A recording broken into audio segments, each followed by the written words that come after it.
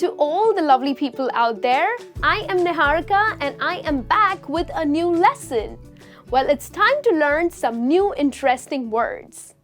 Well, while learning English, you definitely want to work on your vocabulary as well. You like to add some new words, right? So people, I have a question for you before I teach you some new words. Well, what do you say or which word do you use in English when you dislike something or something that's just terrible? So, which are the words that you use? Like for example, someone asks you that how was your exam? And you didn't do well. So you end up saying, it was bad. Or for example, you were asked that, did you watch the Game of Thrones last episode? And you kind of didn't like it, so you say, it was bad. Or just simply when someone asks you that, how was your day? And you didn't have a good day. Terrible boss, terrible colleagues, you really didn't have a good day. So you end up saying, oh, my day was really bad. So do you realize that generally when you want to show dislike or something that you didn't really enjoy or you didn't fare well, you end up using the word bad. Well, it's such a common word. So in this lesson, we are going to learn other ways to say the word bad. Well, let's start with the first word, which is one of my favorites. That's atrocious. Yes, I mean, it sounds really good, right? Atrocious. That's how you pronounce the word. And it means something of a very poor quality. Extremely bad or extremely unpleasant. For example, you go to a new cafe and you order food and the food is really bad. So what are you going to say? The food was really bad? No, you're going to use the word atrocious. Well, the food at the new cafe is atrocious. Yeah, it was terrible. So that's how you can use the word. Or for example, my handwriting. Well, I'm sure you all have seen my handwriting. And yes, I know it's really bad. But guess what? Now you guys can use the word atrocious. Niharika's handwriting is atrocious. So that's how you use this word. Let's have a look at another word, which is bum. That's B-U-M, bum. I'm not talking about the part of the body that you sit on, but this is an informal word for something bad in quality. Something like, the chocolates at that store were so bum. Or the cheese that I tried of this new company was so bum. So bum is a very simple and informal word that you can use amongst friends, and you can say that it was bad for something that is bad. So use the word bum. Well, remember, it's more like a slang, it's an informal word. Let's have a look at another word, which is deplorable. Another interesting word, right? Deplorable. That's how you pronounce this word. And what does it mean? Well, of course, it means really bad. I love using this word because not many people use it. I mean, you haven't really heard this, but when you watch movies, you will come across this word deplorable because it just sounds good, so start using it. But how do you use it in a sentence?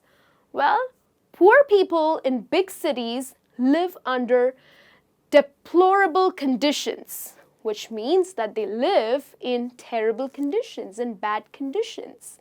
Okay, so that's how you use this word. So these are the three words. The one is atrocious, bum, and deplorable. Now let's have a look at some more words. And the next word that we have is, or rather it's a phrase which is not up to snuff. Well, what does it really mean? Well, this phrase means not as good as it should be, very average. So example, in our film industry, if a really good director gives a very average kind of movie that you really didn't enjoy, then because you had like high expectations, such a great director, such a great film cast. So the movie was very, very average. You can use this phrase that is not up to snuff. Well, the movie was not up to snuff. Which means you really expected something more, like something really nice. So that's how you use this phrase. Well, there's another phrase which is pretty similar to this one. It means the same, so just in case if you do not want to use not up to snuff, you can use not up to par. Okay, so just two similar phrases for your knowledge. Well, the next word that I have for you is wretched. Yes, that's how you pronounce it, wretched, which means extremely bad. So when you see a bad accident on the road, this is the apt word to use. Well, it was a wretched accident. So it was a very, very bad accident. Like you could see blood all over. So use the word. Like just don't say it was a bad accident. You can say it was a wretched accident. The next word is rotten. Yes, rotten generally means decayed food, like rotten eggs, rotten tomatoes. So you generally use this word for decayed food, but you can use this adjective for people too. So not just for eggs and vegetables, you can use it for people. For example, her acting skills are absolutely rotten. So which means she's a very bad actor, okay? Or he is a very bad actor. So you can say her or his acting skills are absolutely rotten. Well, I have another phrase for you, which is a crying shame. It means a really bad situation, yes. So you're not talking about a person or you're not talking about a thing, but you're just talking about a bad situation in general. Like, for example, it's a crying shame that she is paid so little for the kind of job she does. Or another example is, it's a crying shame that my sister is unable to find a job.